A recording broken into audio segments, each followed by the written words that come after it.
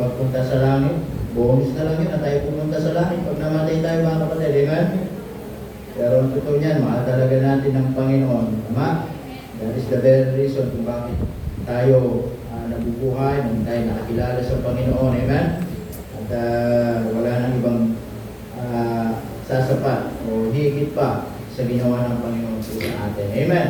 So muli, magandang umaga po muli sa bawat isa po sa atin. Tayo po ay mag-aral na po ng salita ng Panginoong Diyos. At tayo ay magbubulat na po ng Bible sa kalat po ng Galatians. Okay? Saan po natin sa Galatians? Chapter 5 verse 7. Galatians chapter 5 verse 7.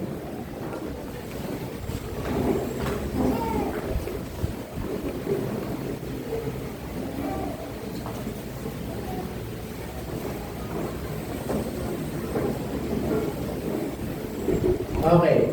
Nakita nyo na? Okay. Sabi ng Bible dyan ni Apostle Paul sa church po ng Galatia at sa kanyang sulat sa kanila. Ang sabi diyan ay in verse 7 it says, "Ye did run well." Okay? Sabi niya, "Ye did run well." Then there's a question. Ang sabi ng Apostle Paul, "Who did hinder you that ye should not obey the truth?" Amen? That ye should not obey the truth. Tayo po muna mag-pray. Panginoon, salamat po ng marami ng umaga. Bigyan niyo kami ng karunungan. Maunawaan po namin ang aming pag-aaral sa pangalan ni Jesus. Amen. You may now take your seat. Okay. Ang sabi ni Apostle Pablo, mga kapatid, "Ye did run well." Kanyang, para bang si Apostle Paul ay sinasabi niya sa mga mananampalataya, sa mga sa iglesia po ng Galatia na mabuti yung pagtakbo nyo, mabuti yung simula nyo, mabuti yung pagtakbo nyo sa inyong buhay pananampalataya. Ngunit, ang sabi niya, sino ang humahad lang sa inyo para hindi kayo makasunod sa katotohanan? Sino ang humahad lang sa inyo para hindi kayo magpatuloy? Sino ang humahad lang sa inyo para hindi na kayo maglingkod sa Panginoon? Amen? So the question this morning, mga kapatid, why did you disappear from the ministry? Amen? Why did you disappear from the ministry? The question is, bakit nawala ka sa gawain ng Panginoon? Bakit umalis ka sa gawain ng Panginoon? Napansin mo ba, mga kapatid? Meron tayong mga dating kasama sa gawain ng Diyos. Meron tayong mga kasama sa ministry. Mga kapatid na minsan laging nandyan. Mga kapatid na laging present. Amen, mga kapatid? Mga kapatid na lagi nating nakikita na punong-puno ng kasigasigan, punong-puno ng pananampalataya. Sila yung mga nauuna. Minsan sila yung naunang nagbo-volunteer. Minsan sila yung unang mga dumarating sa church. Minsan sila yung unang nag-i-involve sa gawain ng Panginoon. Na minsan nakikita natin that they were so excited when it comes to the ministry. Kahit Sunday, lagi present. Kahit prayer meeting, hindi uma-absent. Always present when it comes to the ministry of God. At kahit sa pagtuturo ng Ebanghelyo ng Panginoon, lagi nandyan. Pero, ngayon, wala na. Ngayon, tahimik na. Ngayon, hindi na natin sila makita sa church. Ngayon, hindi na natin makita sa gawain ng Panginoon. Amen? And that is what exactly pinupunto ni Apostle Pablo sa mga mananampalataya. Ang sabi niya, "You did run well." Ang ganda. You did run well. Pero sabi niya, Pero sinong naging hinder para hindi na kayo magpatuloy sa katotohanan? Amen mga kapatid? Minsan, hindi po bigla ang pag-alis ng iba. Minsan, unti-unti nilang pinaparamdam na para bang nawawala na sila sa gawain ng Panginoon. Amen mga kapatid? Tama? Minsan, merong mga members na para bang paghiramdam nila, attender lang sila. Meron mga members na tingin nila sa sarili nila, mga kapatid, ay bisita lang sila. Tama mga kapatid? Kaya minsan dumadating yung time na kung saan ay sisimba sila pag gusto lang nila. Gagawa sila pag gusto nila. Mag-involve sila pag gusto nila. Amen mga kapatid? At gusto kong maintindihan natin, mga kapatid, yan yung pakiramdam nila. In fact, hindi lang sila bisita. In fact, hindi lang sila attender. In fact, tayo po ay mga members ng iglesia. Amen mga kapatid? Na minsan hindi biglaan yung pag-alis nila. Minsan, unti-unting nawawalan, unti-unti nilang pinaparamdam na para bang sila nawawala sa gawain ng Panginoon. Amen? Kaya nga po sa verse 7, mga kapatid, na binasa natin, di ba? Sa Galatians chapter 5 and verse 7, mga kapatid, makita po natin, kaya nga, on our verse, maliwanag po dyan, mga kapatid, para pag sinasabi ni Apostol Pablo, ang ganda ng simula ninyo, sabi ng Bible in verse 7, you did run well. Amen? Ang ganda ng simula ninyo. Pero ang tanong niya sa verse 7, anong nangyari? Amen mga kapatid? Dati laging present, anong nangyari? Dati laging nandyan, anong nangyari? Dati laging nagpupuri sa Panginoon, anong nangyari? Dati laging nagpapasalamat sa Panginoon, anong nangyari? Yan yung pinupunto ni Apostle Paul. Ang ganda ng simula ninyo, you did run well. Pero anong nangyari sa inyo? Sino ang umadlang sa inyo? Ano ang humarang sa inyo? Para kayo hindi na magpatuloy sa gawain ng Panginoon. Amen mga kapatid? At mapapaisip tayo, bakit nga ba may mga kapatid sa pananampalataya nawawala na lang bigla sa church? Amen mga kapatid? Minsan mapapaisip na lang tayo, dati kasama natin sa upuan, hindi na natin kasama. Dati nakikita natin ang mukha, hindi na natin nakikita. Ano yung mga dahilan? Paano natin maiiwasan? Amen mga kapatid? Ano yung mga kadahilanan? Paano natin maiiwasan? Yes, minsan may mga napapagod, pero minsan walang nakakapansin. Minsan mayroong mga nasasaktan, pero walang nagtatanong. Minsan may mga pinanghihinaan ng loob, pero walang tumutulong. Minsan may mga nandito, mayroong mga nalilito sa direksyon ng kanilang buhay, pero walang gumagabay. Amen mga kapatid? Madalas, hindi malalaking tukso agad ang gamit po ng kaaway natin sa buhay natin. Minsan, ginagamit din niya yung mga maliliit na bagay. Diyan nagsisimula, mga kapatid, at minsan, diyan nag-uumpisa yung mga bagay na walang kakwenta-kwenta. Mga bagay na hindi pagkakauna-unawaan. Minsan, hindi natin nahalata. Pero minsan, diyan unti-unti tayong nanlalamig. Amen mga kapatid? Unti-unti tayong umiiwas sa mga kapatid natin sa Panginoon. Unti-unti tayong umiiwas sa gawain ng Diyos. At unti-unti tayong lumalayo hanggang isang araw, wala na yung apoy sa ating mga buhay para maglingkod tayo sa Panginoon. Amen mga kapatid? Amen. Kaya nga pakinggan nyo mga kapatid, bilang isang pamilya sa pananampalataya, kailangan nating magkamustahan. Kailangan nating magdamayan. Kailangan nating alalahanin, isipin yung mga nawawala, hindi para husgahan sila, kundi para ipanalangin sila na manumbalik sa gawain ng Panginoon. Amen mga kapatid?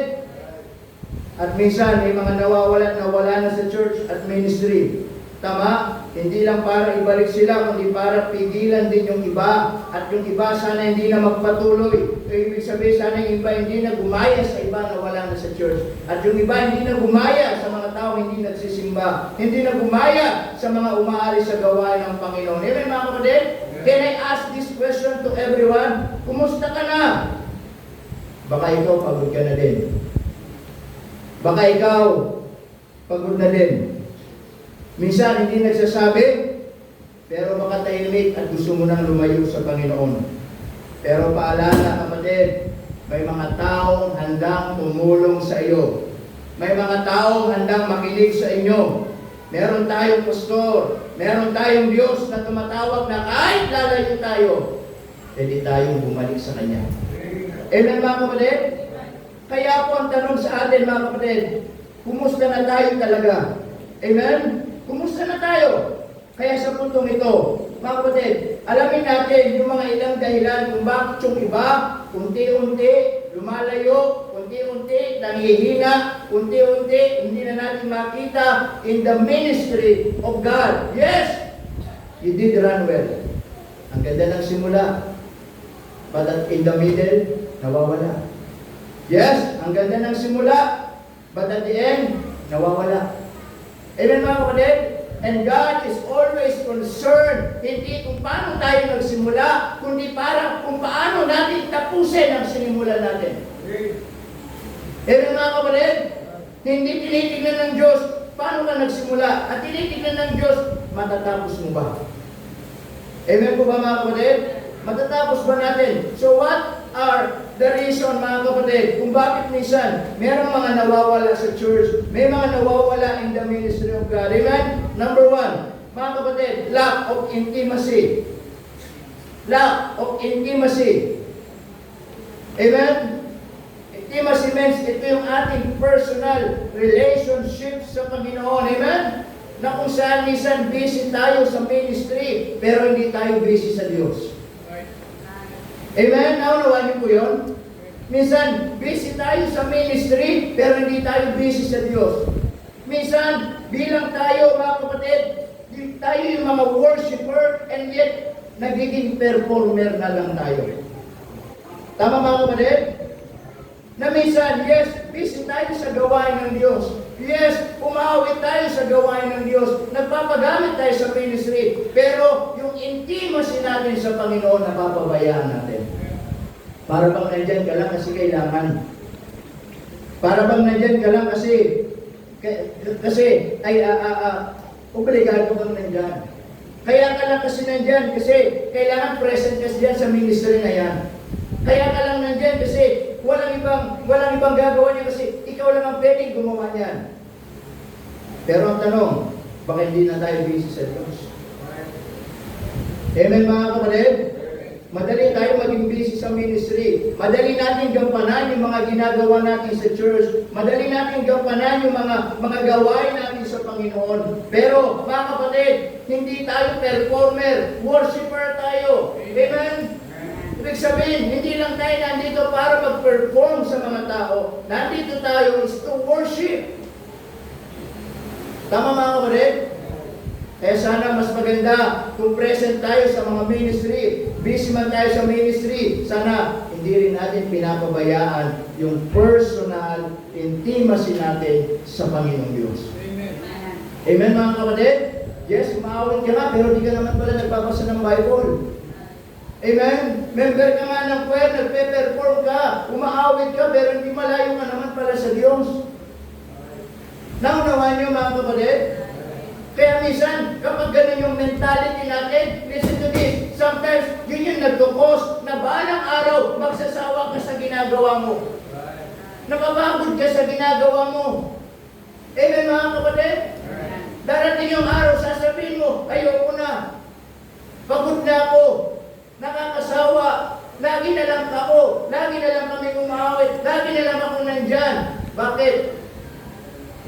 Ginagawa mo kasi performer ka lang. Amen mga kapatid? Pero kapag talagang mahal mo yung ginagawa mo, amen? Lalo mong minamahal ang Diyos. At the more na lalo mong minamahal ang Diyos, lalo mong minamahal yung ginagawa mo. At lalo mong minamahal yung ginagawa mo, lalo mong pinapahalagaan ang ministry mo. Eh, minsan, kahit nahihirapan ka, kahit napapagod ka, okay lang. Bakit? Alam mo, kanino mo dinedicate yung ginagawa mo. Amen mga kapatid? Kaya minsan, yan yung dahilan. Minsan, yes, ang ganda ng iba, ang ganda ng simula nila. But at the end of their journey, nawawala sila. Kasi pala minsan, ginagawa lang nila yung ginagawa nila para sa tao at hindi para sa Panginoon. Lack of intimacy. Amen mga kapatid? Sana bago man tayo umawit, bago man tayo maglingkod, mag-ministry, make sure yung ating personal relationship sa Diyos ay maayos sa harapan ng Panginoon. Amen mga kapatid? Bago tayo magpakain sa iba, pakainin natin yung sarili natin. Bago tayo maging blessing sa iba, maging blessing muna sa atin. Bago tayo maging pagpapala sa iba, maging pagpapala muna sa atin. Amen mga kapatid? Hindi ba ang sarap sa pakiramdam na nai-render mo yung isang awit na alam mo sa sarili mo ay naging pagpapala sa buhay mo? At hindi lang yung naisipan mo lang kasi maganda yung mensahe, kasi maganda yung title. Amen mga kapatid? Kasi maganda yung lyrics. No. Amen mga kapatid? There will become a time mapapagod tayo, magsasawa tayo. Amen mga kapatid? Kaya huwag natin sabihin, mga kapatid, dahil nandyan ka lang kasi fit ka para dyan. Kasi nandyan ka kasi ikaw yung para dyan. No, make sure. Bago tayo maging busy sa ministry, maging busy tayo sa Panginoong Diyos. Amen mga kapatid? Minsan, yung worshiper, nagiging performer. Amen po ba? That is the reason, minsan, mga mananampalataya, amen? Nagiging dahilan, bakit nawawala sa ministry, nagsasawa, napapagod. Bakit? Lack of intimacy. Amen? Lack of intimacy. Na minsan, ang ganda-ganda ng bihis, akala mo walang pinagdadaanan. Ang ganda-ganda ng bihis, akala mo ang sarap umawit. Pero deep inside, yung tao na yun, hindi maayos yung relasyon niya sa Panginoon. Sana, ganun din tayo mga kapatid, amen? Na dapat, ano man ang ginagawa natin, mga kapatid, mahal natin ang Panginoon. Amen? Na yung ministry natin ay ang Panginoon. Amen? The number 2, not only lack of intimacy, but number 2, wrong priority. Okay, wrong priority. Kaya po, sabi ng Bible dyan, sabi niya po, Apostle Paul, in verse 7, you did run, anong sabi? Well. Do you know the word well mga kapatid? Ibig sabihin, ang ganda ng, para sinasabi ni Pablo, ang ganda ng simula nyo, ang ganda ng planning nyo, ang ganda ng vision nyo, ang ganda ng gusto nyo mangyari, ang ganda ng priority ninyo. But at the end of their journey, pag nag-iba yung priority sa buhay pananampalataya, nawawala sa Panginoon. Amen po ba mga kapatid? Nawawala sa Panginoon. Amen? Kaya po, tandaan natin, ano ba yung priority natin sa buhay natin? Pag sinabi natin priority, yung uunahin natin. Yes, marami mga bagay na we can say importante, pero baka yung mga importante na yun, hindi priority. Marami mga bagay that we can say na may halaga, pero yung mga bagay na yan, baka hindi priority. Amen mga kapatid? Na minsan, nami-misinterpret natin na ito yung mga importante, sila yung priority. Tandaan natin, wala na kung ibang mas importante, wala na kung ibang mas priority, maliban ang Panginoon. Amen mga kapatid? Malinaw, sabi ng Bible in Matthew chapter 6 in verse 3, but seek ye first the kingdom of God and His righteousness, and all these things shall be added unto you. Amen mga kapatid? So ito yung mga mananampalataya. Ang sabi ni Pablo, you did run well. Ang ganda ng vision nyo. Amen? Maraming mga members, ang ganda ng mga priority nila sa church, ang ganda ng plano sa church, ang ganda ng vision sa church, ang ganda ng mga nais mangyari sa church. Pero at the end, nababago yung priority. Nadidistract ng mundo, nadidistract ng mga bagay ng sanlibutan ito. Amen mga kapatid? Tama ko ba? Kaya minsan, maraming mga taong hindi na nagpapatuloy. Umaalis, bakit? Naiba na yung priority sa buhay. Amen mga kapatid? Ito, lagi ko sinasabi sa inyo, mga kapatid, especially yung young people. Amen? Huwag na huwag ninyong hayaan, mawala, mabago yung priority ninyo sa Panginoon.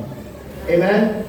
Dahil ngayon pa lang, lagi namin kayong pinapaalalahanan, lagi namin kayong sinasabihan, no matter what happen, maging priority niyo ang Diyos sa buhay ninyo.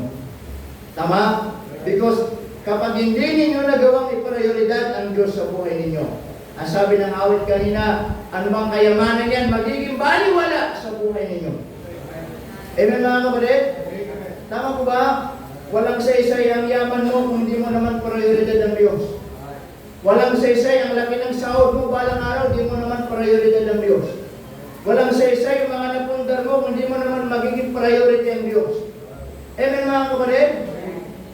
Dahil kung meron tayong dapat unahin, maging prioridad ang Panginoon sa buhay po natin. At marami nang nawala, mga kapatid, even in the Bible, ang ganda ng priority nila. But at the end, nabago yung priority nila sa buhay. Nawala sila sa church. Nawala sila sa Panginoon. Amen mga kapatid? Ang sabi ni Apostle Paul, Demas is no longer with me. Ang ganda ng priority ni Demas. Sasamahan niya si Pablo, nangangaral ng salita ng Diyos. Pero sabi ng Bible, iniwan na siya ni Demas. Bakit? Inibig niya ang kasalukuyang mundo nito. Nawalang priority ni Demas. Amen po mga kapatid? Amen? At marami pang mga nawala in the Bible because nagbago yung kanilang priority. But in the first place, mga kapatid, they did run well. Ang ganda ng simula nila. Tama? Ang ganda ng simula nila. Pero nabago yung prioridad nila sa Panginoon. Nawala sila sa church. Amen? Tama? Kaya sana na yung sinasabi, in our church, lagi nating tandaan, hindi magbago yung vision natin sa church. Hindi magbago yung prioridad natin sa church. Amen?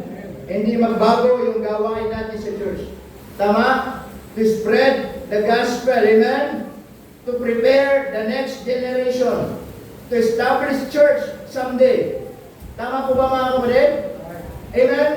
Kasi maraming mga iglesia, yes, ang ganda ng simula, marami kaming kilalang mga pastor. Ang ganda ng simula ng church na, nakakahanga, ang laki-laki. Pero nagbago yung priority na sa buhay, bumaba yung standard at nawala na kami ng gana. Tama mga kapatid? Ang sarap hangaan ng mga church na malalaki. Ang sarap hangaan ng mga iglesia, makita mo talaga tama yung kanilang prioridad sa buhay. Ang ganda ng mga members sa mga malalaking church na tama ang kanilang mga ginagawa sa buhay pananampalataya. Pero meron mga iglesia, ang laki ng simbahan, walang miyembro. Ang laki ng simbahan, may miyembro, walang pastor. Bakit? Nawawala yung mga prioridad, tamang prioridad nila sa gawain po ng Panginoon. Amen? Tama? Yung iba, nagiging priority nilang building kaysa sa tao. Yung iba, nagiging priority nilang trabaho kaysa mag-full time sa gawain ng Diyos. Yung iba, napo-priority nila yung mga ibang mga bagay kaysa sa mga mas importante sa gawain ng Panginoon. Amen mga kapatid? I'm not against sa mga pastor na nagtatrabaho. Pero minsan, kung yung trabaho nagiging dahilan para mapabayaan ng church, it's better na mag-walk out ka na sa trabaho o mag-full time ka sa gawain ng Panginoon. Kung talaga tinawag ka ng Panginoon. Amen mga kapatid? Naintindihan niyo po ba? Marami kami kilala mga ganyang pastor. Para ba yung pagpapastor nila sa trabaho full-time? Ang pagpapastor, part-time. Pag linggo ng sisipot, mag-preach. Pag may special na service, doon lang mag-preach. Hindi po ganun mga kapatid. Amen po ba? Tama? Kaya dito ang priority natin, yes, we are praying one day, maka-buy tayo ng life, maka-build tayo ng church. Amen? Those things are good and great vision. But that is not our main priority. Main priority natin, sarili natin. Sarili ninyo. Paano kayo manatili sa Panginoon? Amen mga kapatid? Paano tayo manatili sa Panginoon para hindi tayo mawala sa ministry, hindi tayo mawala sa church? Amen mga kapatid? Kaya nakakalungkot na minsan, marami tayong mga kasama, marami tayong mga kapatid sa Panginoon because of wrong priority. Hindi na natin kasama ngayon. Minsan, para bang minsan naisip lang kailan magsisimba. Kailan magpapakita. Tama mga kapatid? Amen po ba? Ito tatandalin nyo lagi. hindi sila kawalan dito sa church natin. Tama? Walang kawalan dito sa church. Ito'y gawain ng Panginoon. Amen po mga kapatid?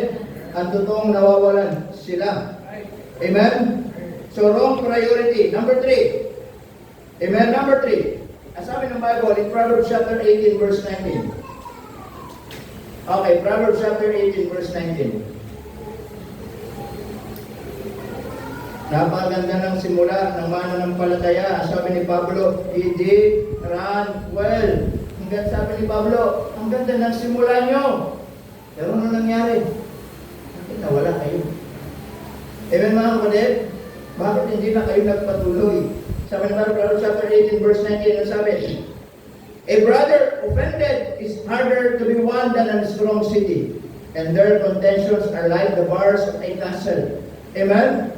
Number 3, na gusto ko makita po natin, reason kung bakit nawawala tayo sa gawain ng Panginoon. Number 3, listen to this, offended but unhealed. Amen? Offended but unhealed. Anong ibig sabihin? Ito yung mga tao nawawala sa church, mga tao nawawala sa ministry dahil nasaktan sila sa mga sinabi, dahil nasaktan sila sa ugali mo o sa mga hindi, mga bagay na napag-usapang mga issue. Amen mga kapatid? Pero ano yung mas masakit? Yung mga na-open, kaya sila umalis, hindi nila dinala sa Panginoon.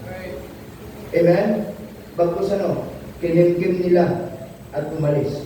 At sa pag-alis nila, they are unhealed. Umalis silang hindi magaling ang puso.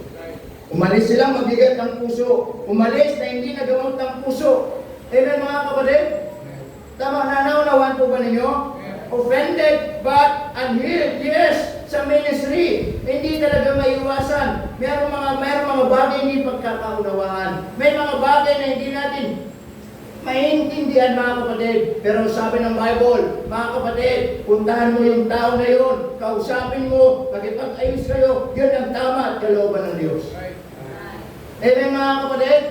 Hindi po sagot ng Facebook para magbigirian. Hindi po sagot ang Facebook o group chat mga kapatid para i-dismiss yung tao na yun. Para alam nyo, wala pong issue sa group chat, wala pong issue mga kapatid sa Facebook na resolve. Amen mga kapatid? Wala pong problema na na-solve dyan. Lalo lang lumalala. Bakit? Lahat pwedeng mag-comment and like and share. Tama? Comment naman ngayon, like and share. And the more nagla-like, the more na nagko-comment, the more na nasi-share. Lalo ang dami nagkikipag. Tama mga kapatid? And do you think merong masasolve na problema? Do you think may masasolve na issue mga kapatid doon sa group chat, doon sa Facebook? Wala po. Amen mga kapatid? Na minsan, yung sana ang liit lang na problema, pinost pa natin sa Facebook, lalong lumaki. Yung minsan, ang dali-daling isolve, pinost natin sa group chat, sa Facebook, lalong na mali interpret at lalong naging hindi magandang ibig sabihin. Hindi ba napakaganda kung ang liit lang ng issue, ang liit lang ng problema ay napag-usapan ninyo tapos, and that is what the will of God, and that is what the Bible teaches. Ito ng Bible. Amen mga kapatid? Kaya minsan, meron mga na-open, umaalis na lang sa church, hindi mo alam na open pala. Amen mga kapatid? Meron mga tao umalis sa church, hindi natin namalayan, nasaktan pala sa sinabi mo. Amen mga kapatid? Kung na-open ka, pwede mong puntahan yung naka-open sa'yo, sabi mo kapatid, na-open ako sa sinabi mo, hindi pa mo iloko, talagang tabingi lang. Diba? Tabingi lang kapatid, pero hindi yan pa mo. Tama? And that is what biblically speaking, that is what the right thing to do. Amen mga kapatid?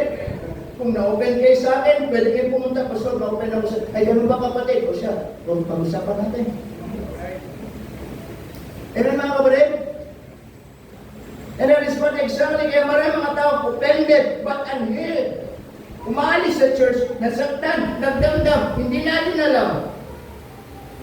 Umalis, hindi nagamot ang puso. Umalis, masama ang loob pala, hindi natin alam. Umalis, may nananib pala, hindi natin alam. Kaya nga po, I encourage everyone, amen, kung dito sa church natin, mga kapatid, kung meron mga some issues at madaling resolvehin. Kung meron mga problema, kailangan ayusin. Napakalit lang yan, ayusin. Amen mga kapatid, huwag nyo idadaan sa Facebook, huwag nyo idadaan sa group chat, huwag nyo idadaan sa kung kanina naman, hindi mariresolve yan. Amen mga kapatid, hindi mariresolve yan. Offended, but unhealed. Amen? Number 4. Number 4 reason kung bakit maraming umaalis. Amen? Nasabi ni Pablo, you did run well. Ang ganda ng simula nyo. Ang ganda ng performance nyo sa una. Ang ganda ng pagsamba nyo sa una. Pero sabi niya, pero anong nangyari? At the end, ang sabi niya, sino umadlang sa inyo? Amen? Number 4. Mga kapatid, na makikita po natin, and looking to Jesus, but focusing to people. Amen? Kaya sabi ng Bible dyan, makikita niyo yung verse natin, mga kapatid, in Galatians chapter 5 and verse 7. Ano sabi dyan, mga kapatid? In verse 7, sabi, ye did run well. Ano sabi niya? Who? Sino? Tinutukoy dito, sino? Amen? Ibig sabihin, ito yung mga tao, sa simula, ang ganda ng paglilingkod, sa simula, ang ganda ng pagtakbo, pero sabi ni Pablo, sino? Mga tao. Amen mga kapatid? Na ito yung mga taong minsan nawawala sa Panginoon kasi mas tumitingin sila sa tao at kaysa sa Panginoon. Amen mga kapatid? And looking to Jesus, but focusing to people. Minsan, mas nagpo-focus sila sa ginagawa ni kapatid. Mas nagpo-focus sila sa ginagawa ng mga ibang tao. Minsan, tinitignan kung ano yung mga mali. Tinitignan kung ano yung mga pangit na ugali. Minsan, mas tinitignan kung ano yung mga hindi maganda sa kanila. Amen mga kapatid? Na minsan, doon tayo nakatingin, doon tayo nag-focus. Pero minsan, habang tumitingin ka sa kanila, habang pinagmamasdan mo sila, habang sinusubaybayan mo sila, yung mga pangit nilang ugali, mga ayaw mo sa kanila, pero hindi mo napapansin, ikaw yung naapektuhan. Ikaw yung lalong parang nagdadamdam. Ikaw yung lalong parang nabibigatan. Amen mga kapatid? Yung bang parang ganito, wala ka namang ginawa, pero siya, ang sama niya sa'yo, pero wala kang ginagawa. Pero ikaw yung hindi makatulog. Ikaw yung hindi makakain. Abay, kumain ka lang. Kaya mong matulog, wala ka man ginagawa eh. Naman mga kapatid, kasi minsan, nagpo-focus tayo sa mga taong ito na dapat hindi. Dapat sa Panginoon tayo mag-focus. Amen? Na kung meron man tayo nakita sa mga tao itong hindi maganda, ipagpasa Diyos natin sila. Kung meron tayong mga nakita ng mga tao ito na ugali, hindi kaaya-aya, ipagpasa Diyos natin sila. Ipagdasal na lang natin sila na sila ipagpuri ng Diyos. Amen mga kapatid?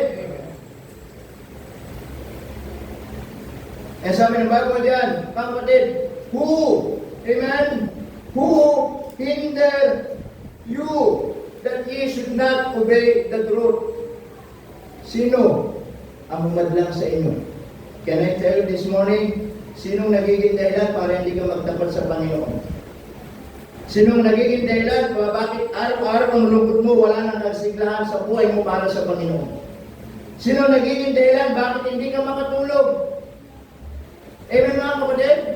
Sinong nagiging dahilan bakit hindi ka makakain? Sinong nagiging dahilan para hindi ka maglingkod sa Panginoon? At minsan, dumarating punto, linggo, ayaw mo na magsimba. Na minsan, prayer meeting, ayaw mo na mag-prayer meeting. Baka minsan, ayaw mo makita si kapatid. Baka minsan, ayaw mo makausap si kapatid. Huwag ka mag-focus sa tao, mag-focus ka sa Panginoon. Amen mga kapatid? Dahil hindi silang naglagay sa iyan, kundi ang Diyos. Dahil hindi silang nagligtas sa iyo, kundi ang Diyos. Amen mga kapatid? Huwag tayo mag-focus sa iba.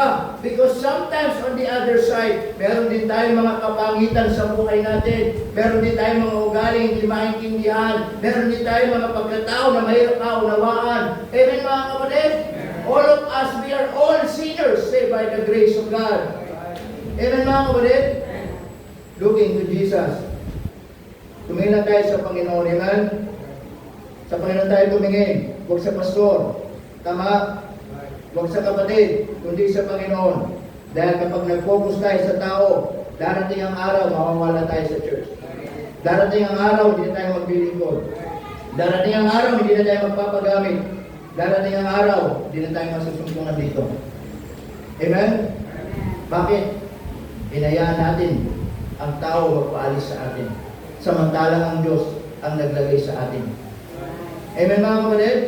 And looking to Jesus but focusing to people. Number 5. Mga kapatid, number 5. Not only and looking to Jesus but focusing to people, but number 5 na reason kung bakit maalis ang mga tao sa church. Listen to this, disobedience or hidden sin.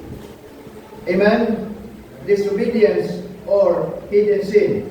Mayroong mga taong nawawala sa ministry, hindi dahil napapagod sila. Meron mga taong nawawala sa ministry, minsan hindi dahil meron mga taong naka-offend sa kanila. Minsan, meron mga taong nawawala sa ministry, alam niyo kung bakit? Dahil tinutuluyan sila ng kasalanan. Amen mga kapatid? Dahil ang kasalanan hindi agad halata. Tama?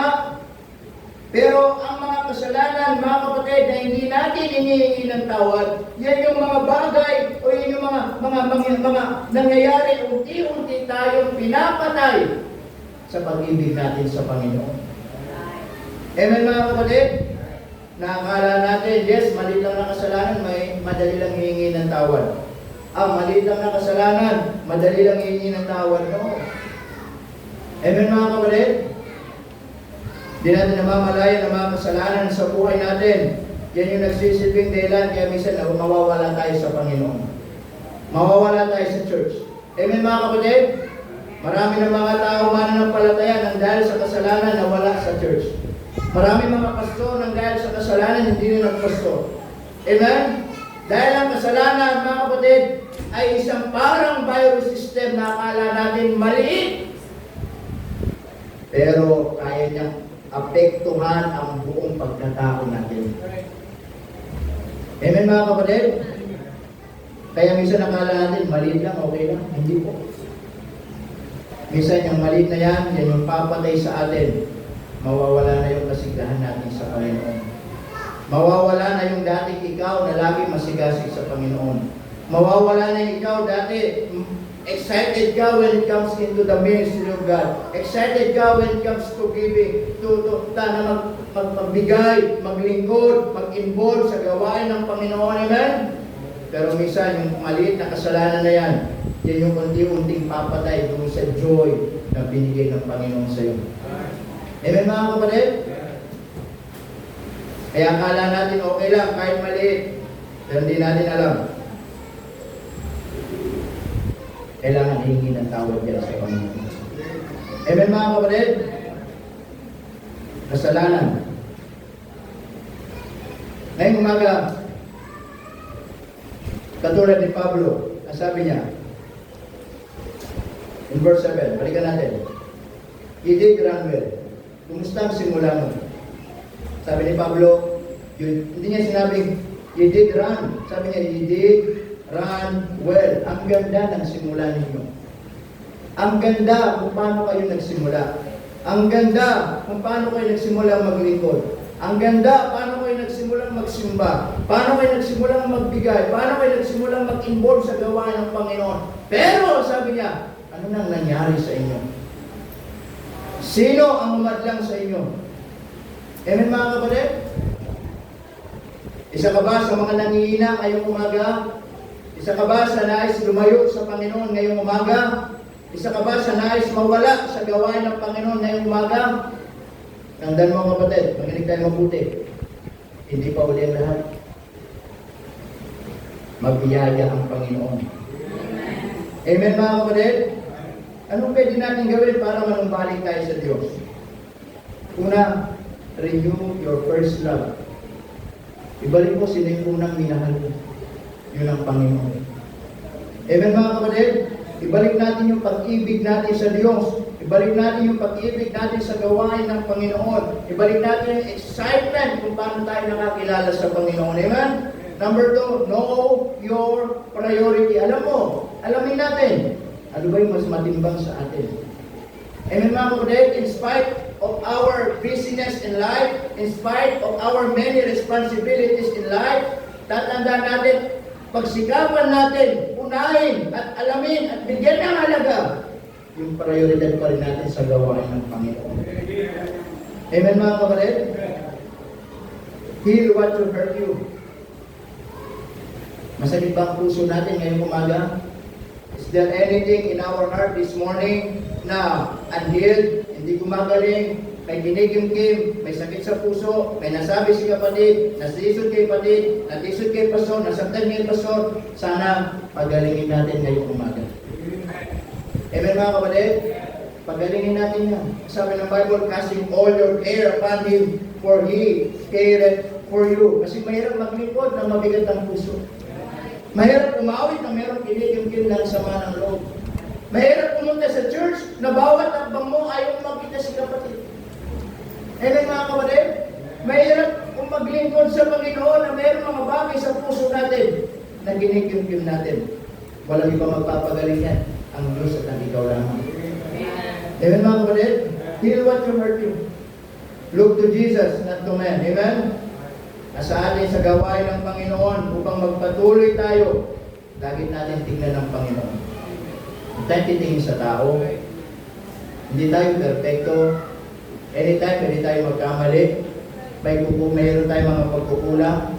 Minsan nga tayo pwedeng masabi na hindi dapat. Tumingin tayo sa Panginoon. Amen mga kapatid? And ano bang pwede natin gawin? Hingi natin ng tawad kung kailangan. Kung you think na meron mga kasalanan sa buhay natin, hingin natin ang tawad. Huwag nang ipagpabukas. Dahil ang mga maliliit na kasalanan na yan, pwedeng lumaki. Nang lumaki. And the end, makita mo sarili mo, wala ka na sa Panginoon. Wala ka na sa ministry. Wala ka na sa church. Amen mga kapatid? Repent if needed. Kaya ngayong umaga, sana sabi ni Pablo sa verse 7, "Ye did run well." Amen? Ang ganda ng simula nyo. Sana maging kadugtong nito balang araw sa atin. Ang sasabihin ng Panginoon, "Well done, thou good and faithful servant, natapos mo yung takbo ng buhay mo bilang mananampalataya." Amen mga kapatid? Na sa pagtakbo mo, may mga struggles, nagpatuloy ka. Sa pagtakbo mo, may mga taong gusto tayo ibagsak, pero nagpatuloy ka.